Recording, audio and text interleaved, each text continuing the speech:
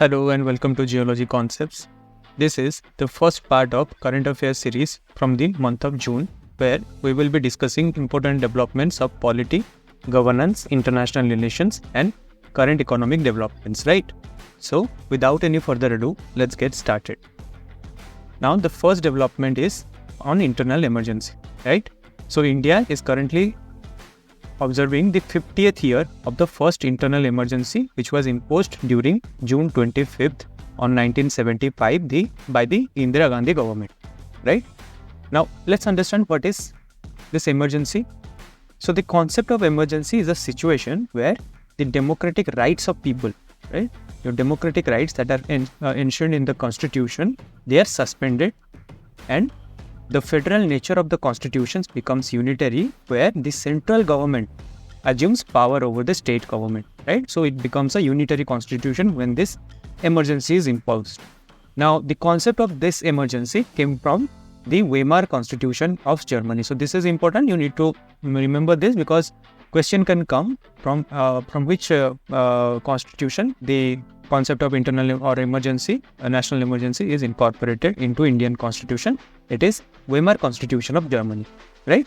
And the provisions of this emergency is delineated in Article 352 to Article 360 on Part 18 of the Constitution. And this is the provisions are based on to safeguard sovereignty, unity, integrity, security of the country. Now, there are many types of emergency: national emergency, constitutional emergency, and also the financial emergency. So we are talking about our national emergency. So national emergency can be of two types, right? One is the internal emergency and one is the external emergency. So external emergency is based on war or external aggression. So that means some kind of external forces are into play to promote this kind of emergency, right? So war and external aggression is your external emergency, and armed rebellion is your internal emergency, right? So this armed rebellion or internal emergency is delineated in Article 352. Now to impose this emergency, the national emergency, President have to act on the advice of the cabinet headed by Prime Minister to issue the proclamation of emergency for the security of India or any part of India for that matter, right? So currently, if you see, there are three times where this kind of emergency has been imposed. Two are during the 1962 China and 1971 Indo-Pakistan War, and the 1975 it is due to the internal disturbance, which was the internal emergency. Now this internal disturbance term was substituted by armed rebellion by the 44th Constitutional Amendment, took place in 1972 by the Janata Party, right? To Janata Dal. So they have the 44th Constitutional Amendment replaced the term internal disturbance with armed rebellion. Now, what is the procedure of a proclamation of this emergency? How it is approved and how it is revoked, right?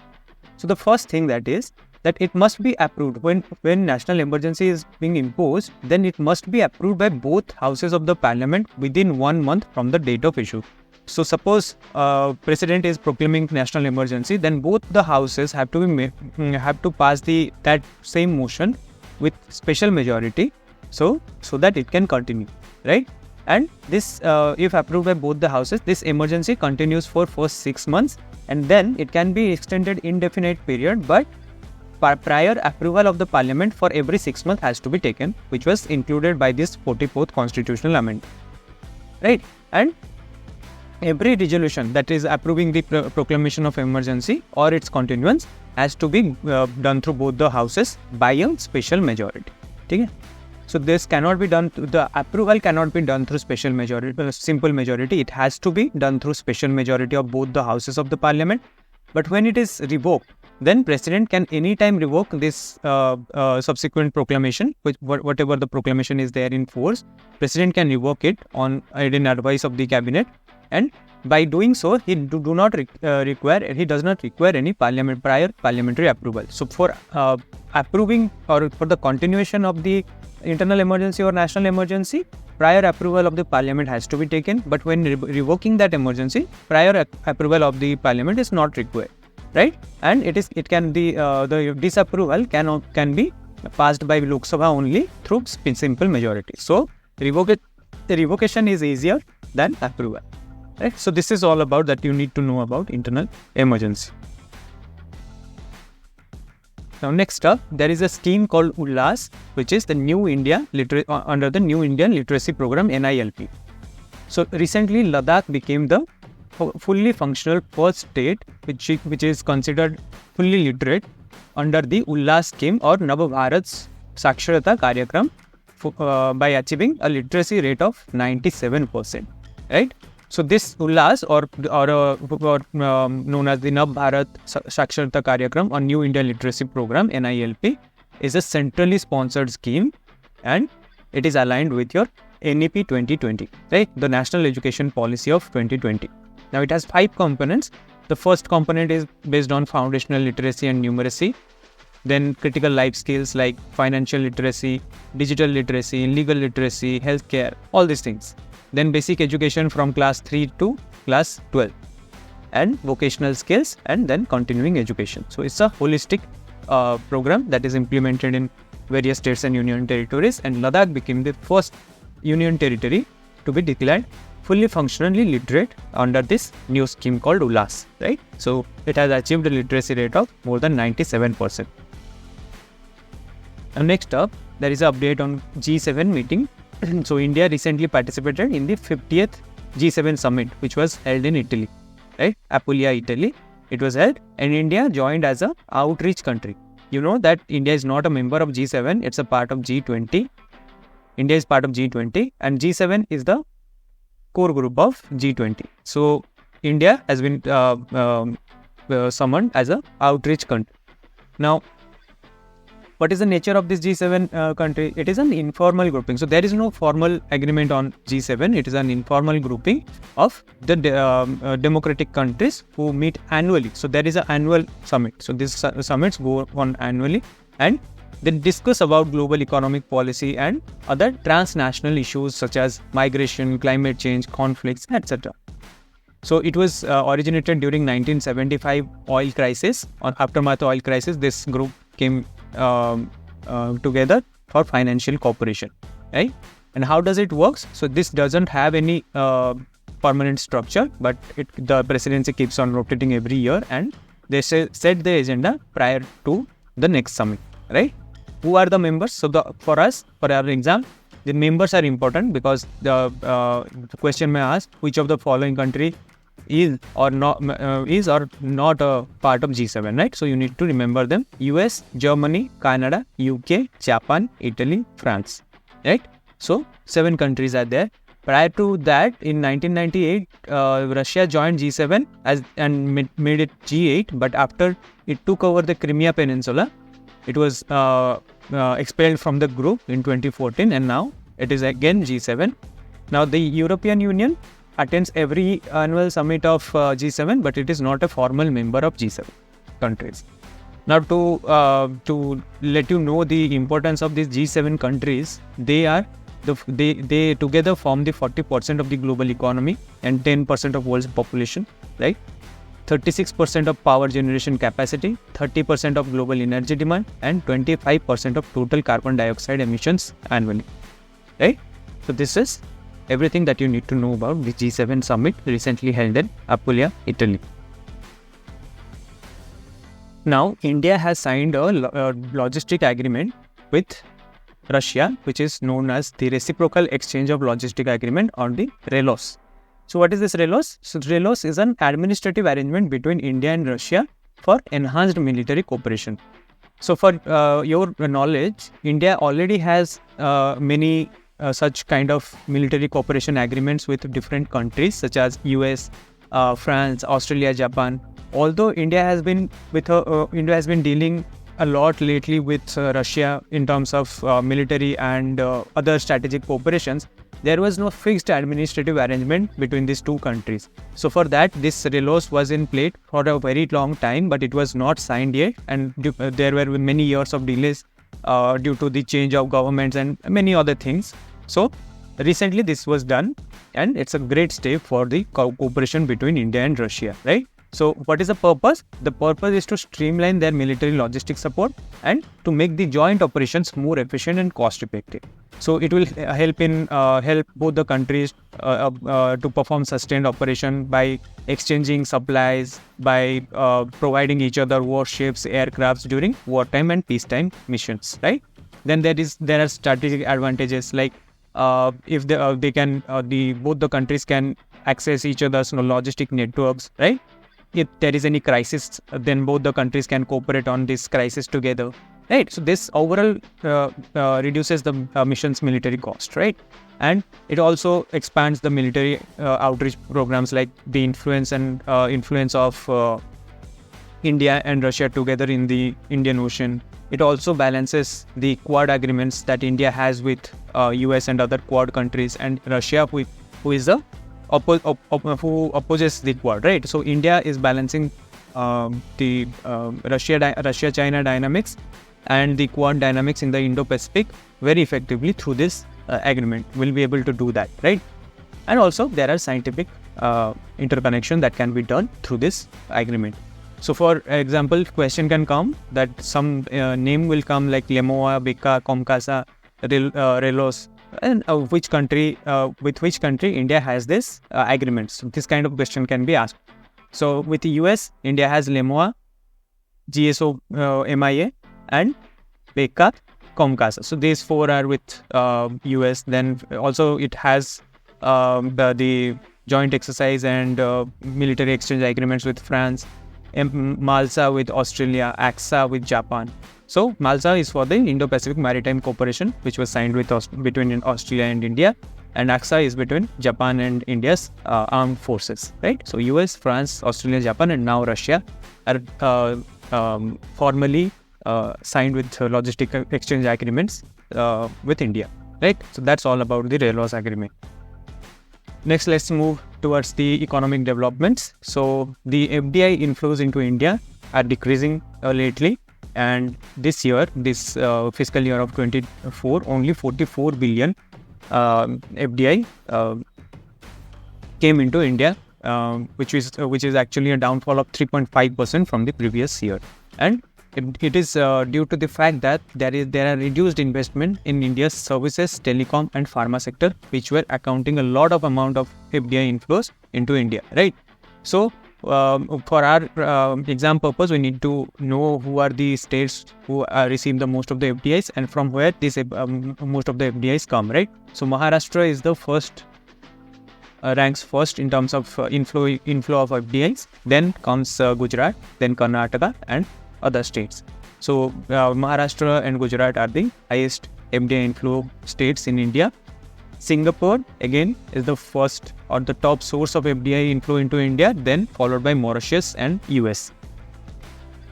Okay, so from 2000 to 2024, top 5 countries are Mauritius, Singapore, US, Netherlands, and Japan. But for this year, Singapore is the highest FDI inflow source to India, right?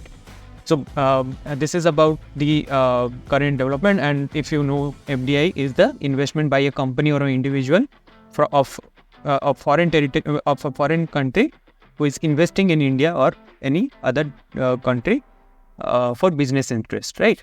And the policy formulation regarding FDI is done by Department of Promotion of Industry and Internal Trade, or DPIIT. Okay, so there are two routes through which these FDI can come into India. One is automatic route, where no government approvals are required, and then there is government route, where government approval is required for deploying the capital, right? So most of the sectors are now open through automatic route, but some of the strategic sectors like energy, defense, there are some provisions of inflow of capital through government route, right? So that's all that you need to know as far as FDI is concerned. Next up, RBI joins the project Nexus. Now, what is this project Nexus? So this is a multilateral international initiative for cross-border retail payment through instant payment system. So for example, we have UPI, then other countries will also have their own instant payment systems like UPI. So they will be interlinked, and it will actually lead to a smooth transaction and fund transfer, interbank fund fund transfer between two countries easily electronically, right? Now this project Nexus, this is going to connect the instant payment systems of 4 Asian countries, that is Malaysia, Philippines, Singapore and Thailand, with India, and which is expected to go live by 2026, right? So this is about Project Nexus that aims to unify the internally the instant payment systems such as India's UPI with other 4 Asian countries like Malaysia, Philippines, Singapore and Thailand. And so it will increase the interoperability of the payment systems, and the electronic payment transfers will be much easier to do now, right?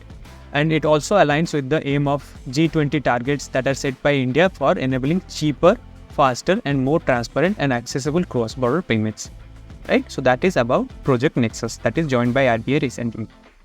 And now, linked to that, we have one development regarding the UPI or the Unified Payment Interface System. So RBI is in collaborating with the NPCI's International Payment Limited, that is NIPL, and together they are planning to take our UPI to 20 more nations by the financial year 2029.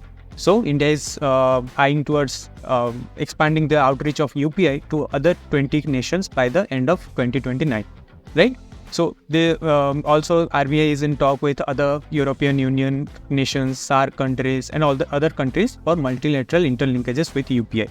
So currently UPI is accessible in Bhutan, Nepal, UAE, France, Mauritius, etc. Right? Now what is NIPL? NIPL is a subsidiary of NPCI which developed the UPI system, that is the National Payment Corporation of India, and it works for the deployment of RuPay payment system and UPI outside India. So it acts as a business entity of NPCI for the outreach of UPI to other countries.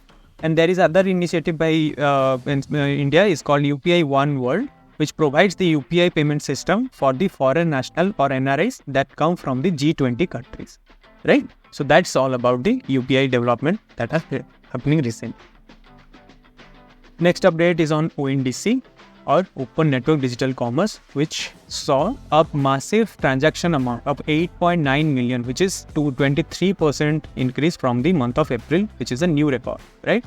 Now, what is this ONDC, or Open Network Digital Commerce? It's a government initiative that aims to transform the e-commerce model in India, which is currently a platform-centric model, and it wants to convert it from platform-centric to an open network model, right? Similar to the UPI system that you see in financial sector, right? Now, how it works? What is this platform-centric model to open network model? Now, let's imagine you want to buy a product from a particular website. For example, suppose Amazon, but you get a better deal on Flipkart. But you don't have an account in Flipkart, you just have an account in Amazon. In that case, you are not being able to buy that particular product from Flipkart, although you are registered. You are finding a better deal there, right? Because you are not registered in Flipkart. You can only buy it from Amazon because you are registered there. But ONDC is like a big network that connects all the different e-commerce platforms together, right?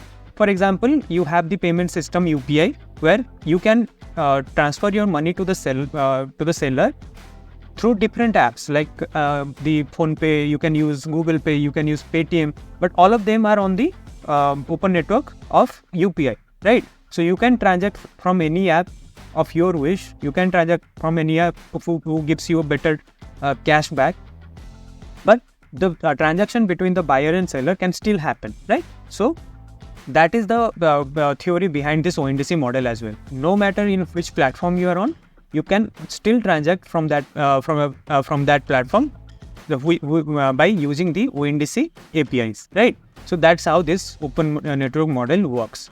And now this ONDC is a Section 8 company. That means it's a non-profit organization registered in Companies Act, right? And it is a DPIIT initiative, that is the Department of Promotion of Industry and Internal Trade. So how it is benefiting the sellers? Now, because the sellers can compete fairly with the giant players like Amazon and Flipkart, and it also increases their chances of discoverability online, right?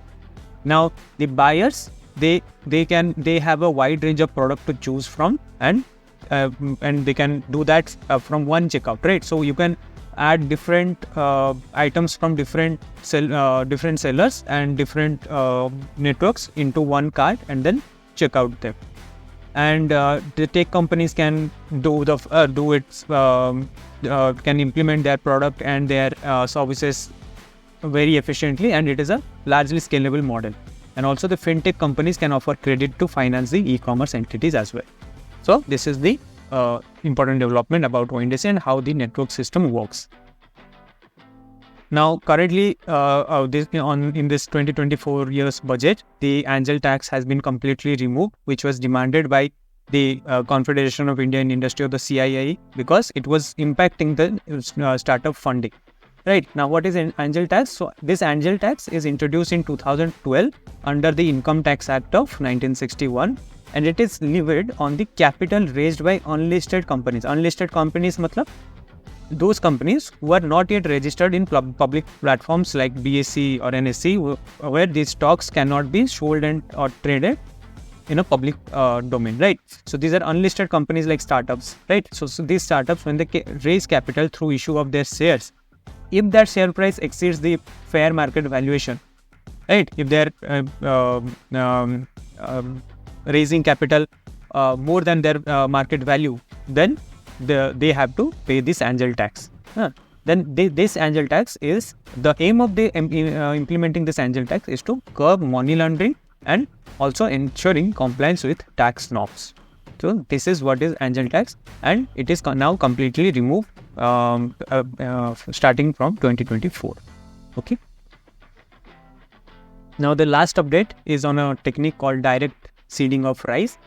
Punjab government is currently promoting a direct seeding of rice technique because of its beneficial nature, which promotes a reduction of water usage by 15 to 20%.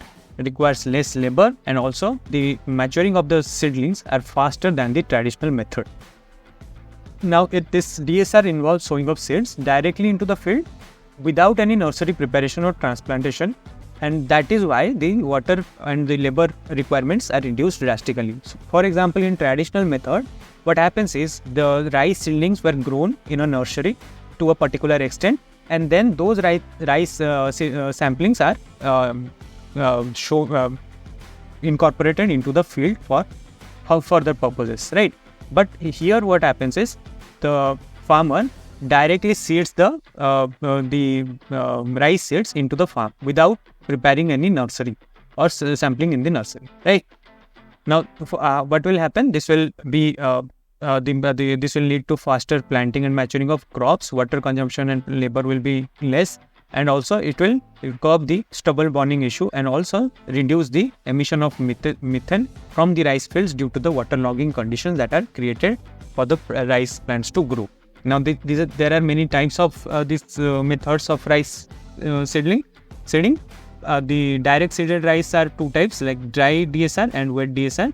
In dry DSR, there are techniques like happy seeder, MCP, rice wheat seeder. These are used, and then in wet DSR, your drum seeders are used, right? And the transplanted rice, there are two types, mechanical and manual, where the previously prepared samplings or nursery samplings are planted in rows. So these are the transplanted rice system, right? So that is the difference between the DSR and the transplanted rice. DSR is something that is where the farmer directly sows the seeds on the field, where in transplanted rice, they first prepare the samplings to a certain extent in nursery, and then they seed those samplings into the field in rows, right? So that's the difference.